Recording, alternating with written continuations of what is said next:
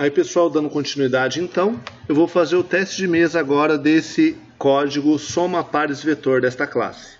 Lembrando que eu tenho então que colocar no meu teste de mesa o meu vetor, o meu vet, a minha variável i, a variável pares que eu criei aqui, a variável quantidade de pares, ok?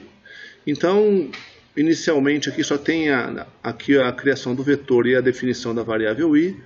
Eu vou manter somente essa parte visível aqui para facilitar a explicação, ok? Então aqui eu vou abrir aqui do lado aqui o Excel para facilitar a nossa vida na hora do teste de mesa. Aqui desse lado esquerdo eu coloquei aqui a variável vet e coloquei os índices. Eu não quis colocar aqui essa célula aqui, essa coluna vai ser o índice i. Mas é o que vai acontecer no programa, mas é que eu não quero confundir, né? Porque o i vai assumir valores durante a explicação. Essa coluna aqui é só para fazer referência para o vet mesmo. Ou seja, o vet 0, a informação é o que está aqui. O vet da posição 2 seria, por exemplo, 7, ok? Isso aqui é independente dessa variável i. Porém, no código nós vamos perceber que vai ter muita referência desse i com essa coluna aqui, tá? Então vamos lá. Inicialmente ele pede para entrar com 10 números, seria como se na tela do meu computador fosse aparecer, vou fazer de conta que isso aqui é a tela, tá? Deixa eu pintar aqui de uma outra cor. Faz de conta que essa é a tela do computador. Na tela do computador então vai aparecer a informação entrar com 10 números, ok? Então aparece lá, entrar com 10 números. E depois disso, a variável pares é zerada. Então a variável pares assume o valor 0. É importante eu executar comando a comando e ir refletindo no meu teste de mesa o que está sendo mostrado. Porque é isso que é o conceito de teste de mesa.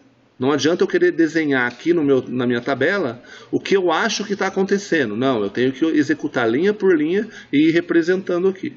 Depois eu faço a variável quantidade de pares igual a 0 também, ou seja, antes não tinha nenhum valor, agora assume o valor 0. E já vou iniciar o meu for. Aqui no meu for, ele força o valor do i inicialmente igual a 0. O i não tinha nenhum valor, então observe que ele assume o valor 0 também. Tá? Então, reforçando, isso aqui a princípio não tem relação com esses números aqui. Essa tabelinha aqui do lado é só para eu ter certeza os valores da variável vet de acordo com cada posição do vetor. E por que tem um aqui do 0 a 9? Porque eu declarei o meu vetor, eu declarei com 10 posições e na linguagem Java eu utilizo aí a primeira posição 0, porque ele vai do 0 até o 9, totalizando assim 10 posições. Então vamos lá, voltando aqui no for. O i eu fiz já igual a 0. E a segunda parte do meu laço é eu testar essa condição. Porque esse código que está delimitado entre esse abrir chaves e fechar chaves, só é executado enquanto essa condição for verdadeira. Então, no meu teste de mesa eu tenho que fazer esse teste também. O meu i é menor que 10? Então, ó, o i, que é o valor 0, é menor que 10? Verdadeiro. Se é verdadeiro, eu vou executar esse código que está dentro do pacote. Aí alguém podia perguntar, mas professor, e esse i++? Esse i++ eu só executo quando eu finalizo o pacote de comando. Ok? Quando eu finalizar o meu pacote de comando, eu executo esse i++. É o último comando a ser executado depois de finalizar esse pacote. Então vamos lá. Lembrem que apareceu para o usuário na tela dele entrar com 10 números, o cursor ficou piscando, né? E aí ele tem que entrar com o número. Vou entrar aqui com o número 1, ou seja, apareceria na tela o número 1, ok? E aí ele faz o que? VetI vai receber através do objeto teclado que eu declarei, né? Eu declarei o objeto teclado aqui do tipo scanner para possibilitar a entrada de dados através do teclado. Então, esse número 1 vai ir para o VetI, mas quem é o i nesse momento? É 0. Ou seja, o VET0 vai receber o número 1. eu venho aqui, no VET posição 0 vai receber o número 1, ok? E aí, depois que ele faz essa atribuição, o próximo comando é entrar nesse if aqui. Ou seja, ele vai verificar se o VET I, que é igual o I quem é 0, então o VET 0, quem é o VET 0? É 1, mod 2. Lembrando que mod 2 é quando eu divido o número por 2 e verifico o resto. Ou seja, se eu dividir 1, que é o conteúdo do VET 0, se eu dividir 1 por 2, vai dar 0, 0 vezes 2, 0, para 1 sobra 1. Ou seja, eu sei que isso aqui dá 1. Então isso aqui não é igual a 0, ou seja, essa condição é falsa. Se essa condição é falsa, eu vou ignorar esse pacote de comando. Aí eu chego aqui, eu estou finalizando o meu pacote de comando do for, então agora está na hora de incrementar o i. Bem, se eu incremento o i que era 0 vai para 1. Próximo passo é o quê? Agora eu faço o teste. I é menor que 10? 1 é menor que 10? Verdadeiro. Então eu vou executar esse pacote de comandos novamente. E eu vou ficar aguardando o usuário digitar mais um número. Ok? Aí o usuário, por exemplo, vai digitar 2. E aí ele faz o quê? VET I, só que quem que é o I nesse momento? É 1. Então VET 2 recebe... Não, desculpa. VET 1 recebe 2.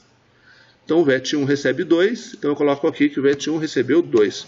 Percebam que aqui desse lado eu vou estar montando todos os valores do vetor. Então eu tenho aqui que a posição 0 do vetor, eu tenho o conteúdo 1.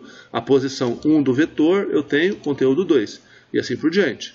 Então depois que eu salvei, guardei aqui o valor digitado pelo usuário, e ele pede para eu testar, né, na linha de comando abaixo no C, se o VET, que agora no caso é VET 1, se o VET 1 que tem conteúdo 2, ou seja, se o 2 mod 2 é igual a 0. E 2 dividido por 2 dá 1 e sobra 0. Ou seja, 0 é igual a 0. Então é verdadeiro. Se é verdadeiro, eu vou executar esse pacote de comandos delimitado aqui. Então agora eu faço pares igual a pares mais VET I. Pares é igual a 0. Então pares é igual a 0 mais o VET 1. Mas quanto é o VET 1? É 2. Então pares é igual a 0 mais 2. Então pares é igual a 2. Então percebam que quando eu coloco 2 aqui, eu perdi essa informação antiga, tá? Quando eu coloquei o 1 aqui na coluna do i, eu perdi a informação antiga também. Bem, e depois disso, eu incremento a variável quantidade de pares. Então eu venho aqui, quantidade de pares era 0, deixa de ser 0, passa a ser 1. Ok? Finalizei aqui a minha condicional. Próximo comando é finalizar o meu laço de repetição. Então agora eu incremento o i mais uma vez. Então o i, que era 1, vai para 2. Ok? E faço o teste. 2 é menor que 10? Verdadeiro. Opa, então eu vou executar mais uma vez o for. E aí ele aguarda uma digitação pelo usuário.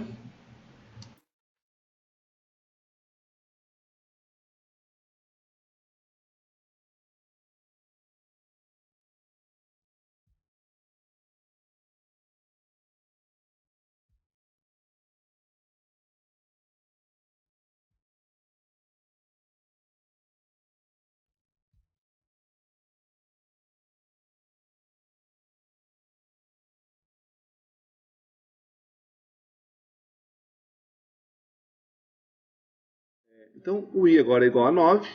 Aí eu testo mais uma vez. I menor que 10, positivo, verdadeiro. Aí eu vou executar mais uma vez esse pacote, ok? Fica aguardando mais uma informação. E aí imagino aí que o usuário digitou o número 20, por exemplo.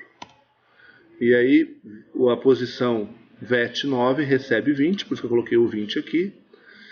E aí eu vou testar se o VET 9, que é o 20, mod 2 é igual a 0. É 0, então o que vai fazer? Variável pares vai somar pares mais VET I, ou seja, agora pares era 2, agora 2 mais 20 dá 22.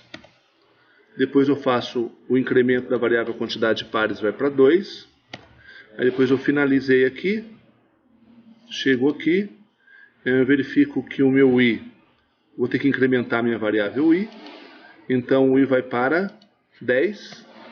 Eu vou testar novamente. I menor que 10? Não, é falso. Se é falso, agora eu vou ignorar esse pacote e vou para o próximo comando, que é a linha 26.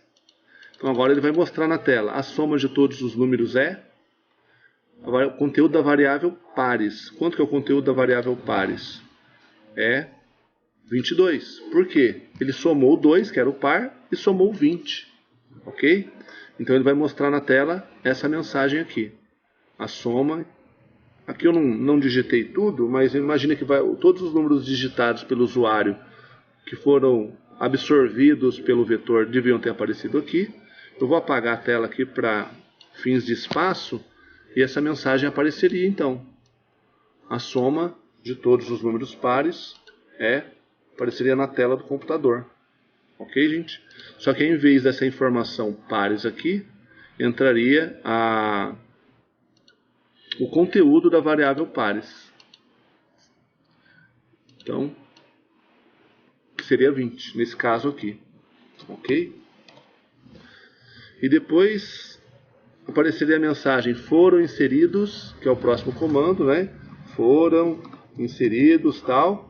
E a variável quantidade de pares, que é 2. Então foram inseridos 2 números pares. Ok, pessoal? Então finalizo aqui mais essa videoaula. Se gostou do vídeo, dá um curte aí.